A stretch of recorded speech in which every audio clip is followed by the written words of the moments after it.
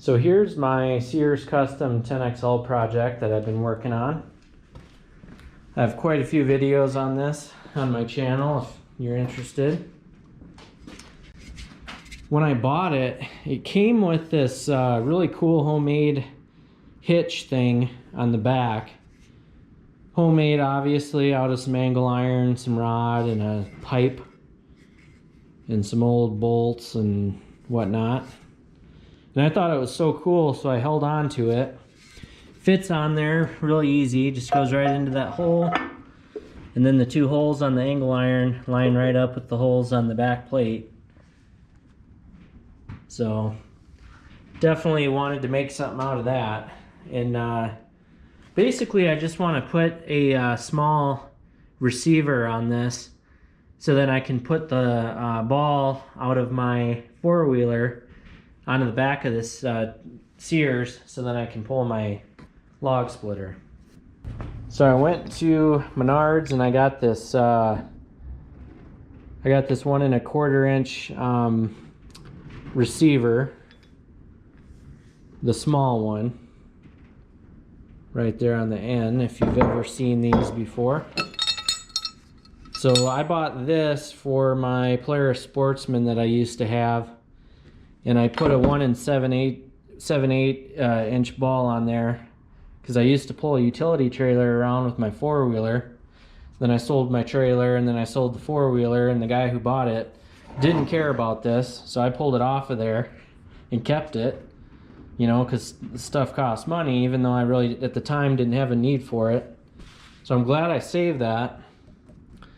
So I'm basically just going to weld this receiver on there, and then this will be able to be removed. This log splitter takes a 2-inch ball, so I had to get one of those. So I'll take this 1 7/8 inch off and throw the 2-inch on there. Now the reason I'm doing this is because I don't have to go very far with this log splitter when I use it in my backyard. It's not heavy. You can pick it up and wheel it around no problem. The reason I'm doing this is because these half beam log splitters have an issue where there gets to be a lot of weight behind the axle and not a lot in the front. So if you're splitting in the horizontal position like it is now, and you get a big enough log on the back, they actually tip sometimes. I've seen a lot of complaints about that. Now this thing does split vertically, which I'm not a big fan of. I don't know why I don't do it, but I don't split vertically. I prefer doing it this way, but I figured if I had a ball hooked to my Sears that this was hooked to, really no matter how heavy of a log I have on it, I don't think it's going to lift the back of the tractor into the air. At least I don't think it would. But if you've been watching my splitting videos and all that, I really don't ever process any huge trees. I recently got a free walnut tree, and there are some pieces that aren't that big in diameter, but they're extremely heavy, it seems like. I'm so used to ash and cedar that walnut seems, you know, way more dense. But I don't know, I guess if anything, I'm just giving myself a project to do. But so I'm gonna get out my welder, which is over here, my Arccaptain. And it is very cold today. It's the coldest it's been in a week or so. So hopefully this thing works all right. If I need to, I might get out my propane torch and heat up the metal a little bit first, but we'll see what happens. But this is nice and portable, so I can take this outside. I'm not gonna weld in here because there's gasoline and diesel, and I don't wanna have to move everything out of here just to put a little bit of weld down. Now this is kind of cool. I got this at Harbor Freight. I can't remember what I paid for it. I think it was like 10 bucks. 11, 12, 13 bucks. I can't remember. But it's a basically a wrench for the let's see, there's 1 1/8 and 1 1/2 inch nuts for these balls. So that's kind of cool. These aren't tight anyways.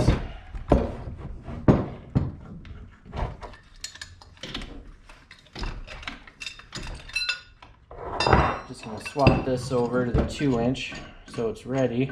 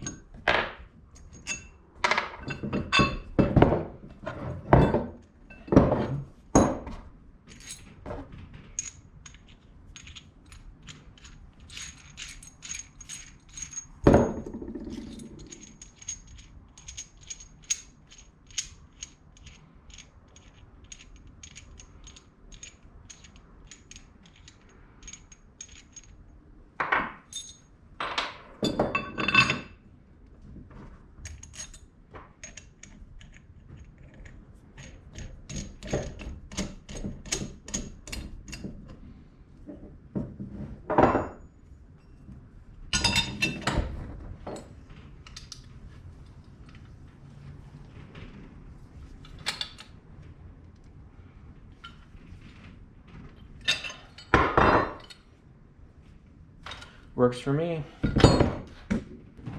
So on here where I cut off part of the threads that were sticking out, I was going to cut a little bit more off, but it turns out the height that it's at right now is perfect to weld this receiver to it.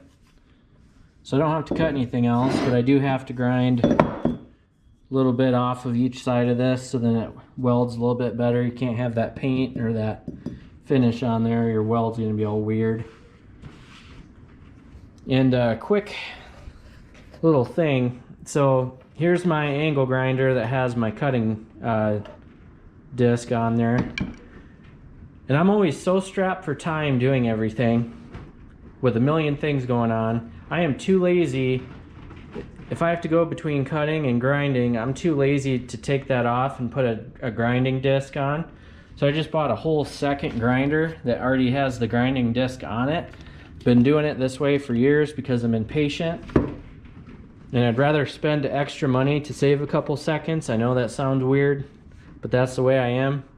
So now I don't have to switch anything out, and I can just go outside and get some of this paint taken off.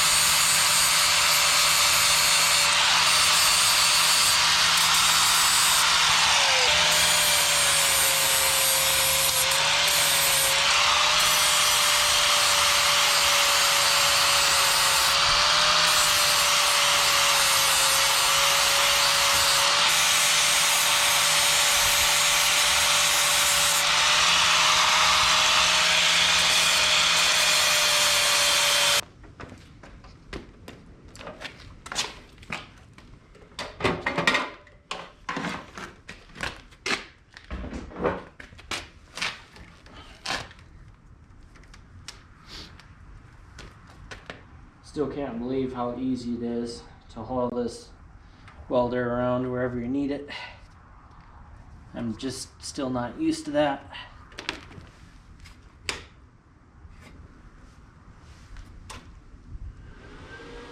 Sweet.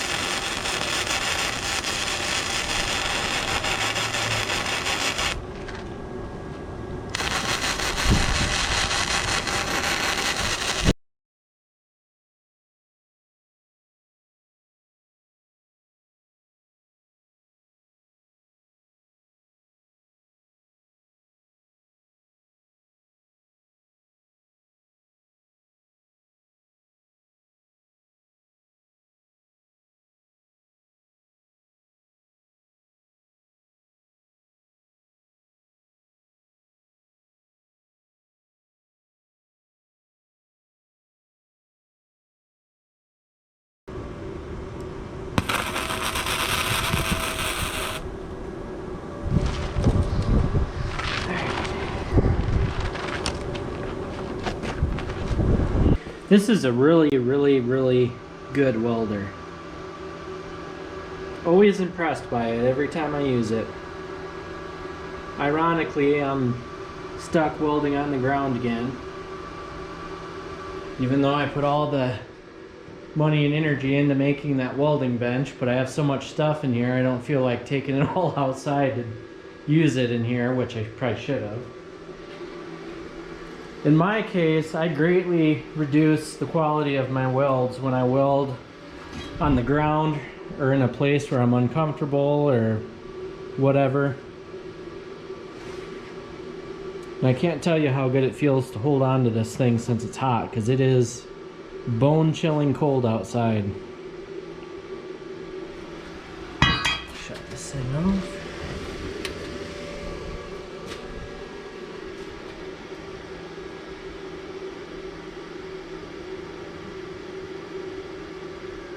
And there it goes. So anyways, if you can see this, the welds look filthy, I know. I still need to clean them up with the wire brush. But I tried to do a couple layers. That way it was more filled in and not just, you know, a weld on the outside with a hollow inside. It's a pretty thick weld. And then did that one as well. This thing's still really hot. Did I put that? There we go.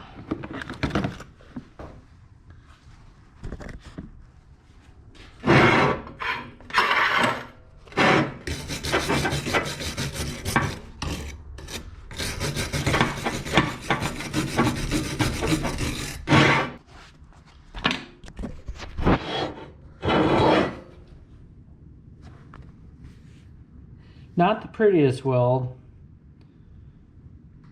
but I can guarantee it's gonna hold. At least for what I'm doing, it should be fine.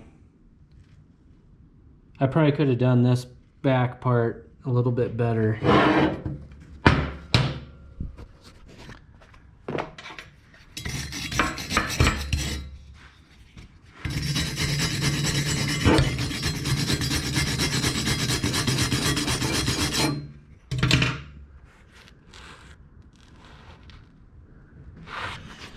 In one of my last videos where I welded, actually testing out this welder on top of this bench, I put down some really good welds.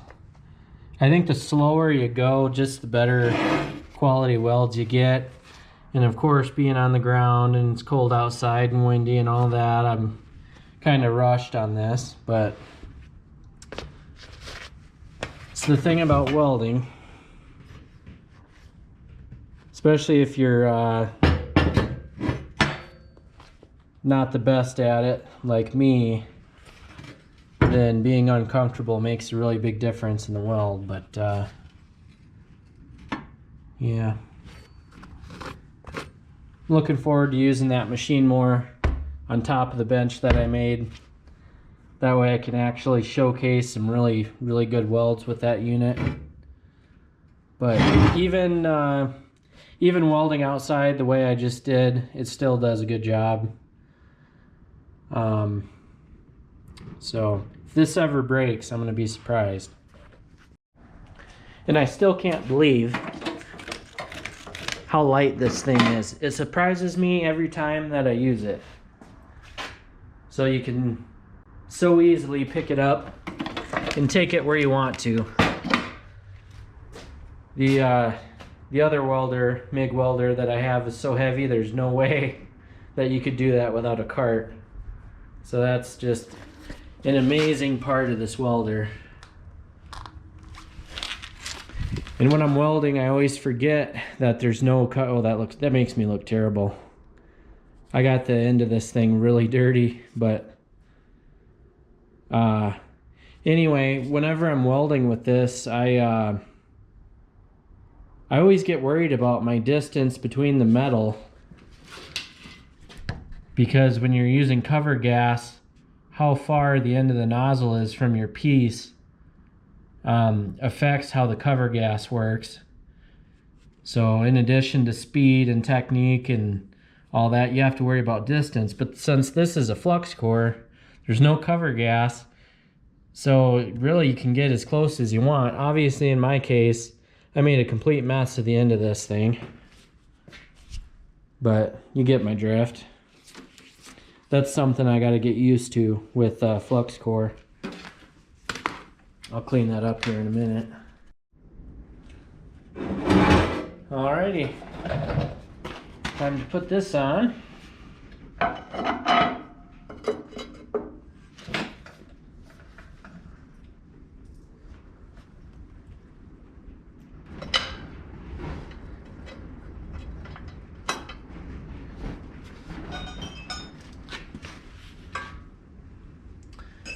Grab a socket for this. I'll use these ratchets, these cheap ratchets, until they fall apart. I'll use these before I use my good ones, every time.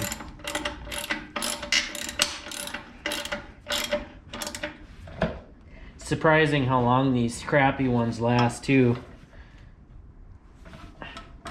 When you don't care if it breaks, it lasts forever, but if you care about it breaking, breaks right away. Alright. Now, I don't really need to put this on, but I'm doing it because I want to showcase the what's going on down here.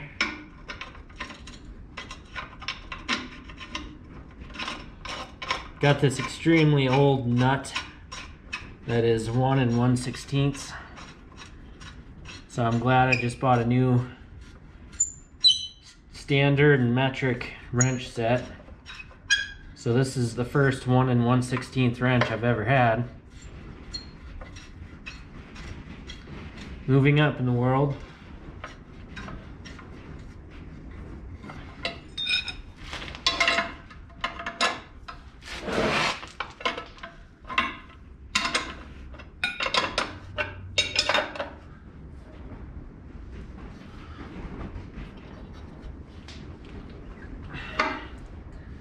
There we go. So you can hook up like one of those little tow behind trailers or a dethatcher or whatever you want right here. I have a pin for this as well. Actually, I have a homemade pin that hooks to one of these holes and has a chain. So I can either use that or I can use one of my store-bought pins. Then I got these two bolts tight on there and sturdy as can be.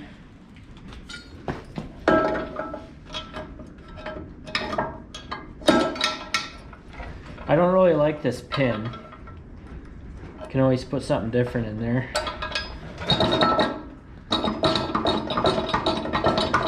Stuff like that drives me nuts. But I guess once you have weight on it. But now if for any reason this ball is too low for the log splitter, which it might be, until I test it out I won't know, but if this is too low, I can always flip this upside down and put the ball right up here. And you'll notice on this, the ball itself has two flat sides, and there's these ridges on both sides of this. And these ridges hold the ball from turning when you're tightening down the nut. So I can just flip this upside down and have the ball on the top here. So, which I think is probably what I'm gonna have to do. Yeah, I'm gonna do that quick.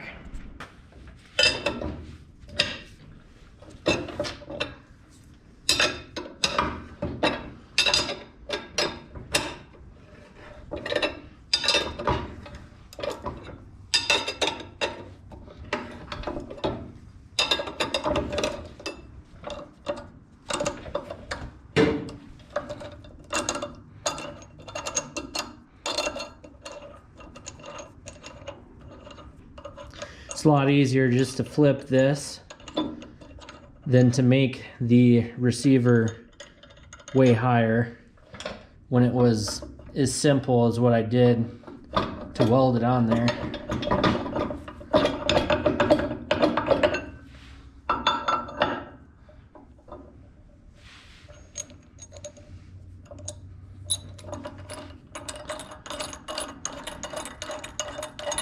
I think this will work way better, being a little bit higher.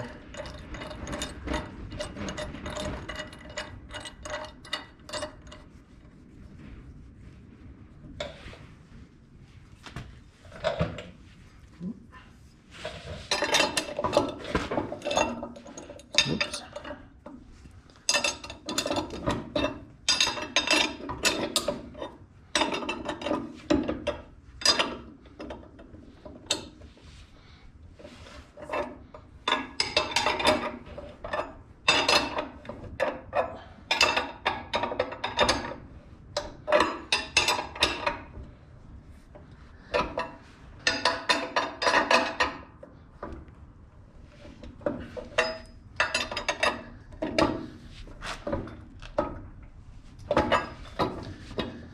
There we go.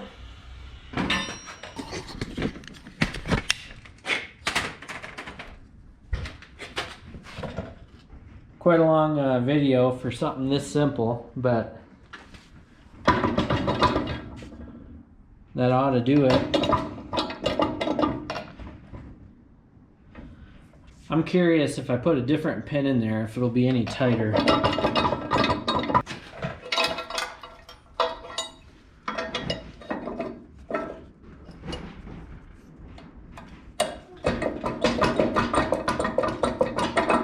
Still moves around quite a bit, but I think that's a little bit better.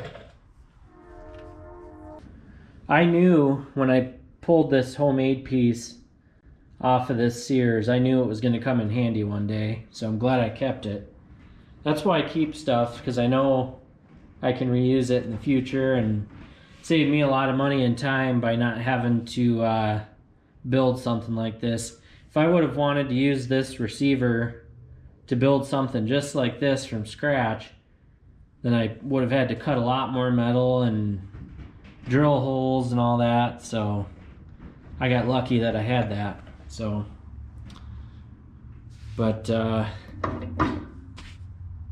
ironically, I don't have time right now to try it, so, but next time I have a little bit of free time, I'll hook up the log splitter and give it a try and get the log splitter fired up. So I think this height should work, and then the ball is out far enough that I should be able to turn pretty tight with this Sears.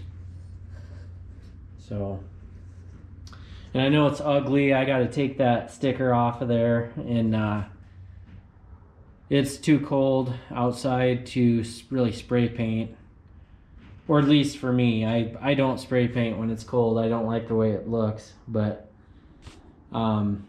next summer I'll clean that up and paint it real nice, and for now I just need it to function. So alright, this has been a long video, but yeah,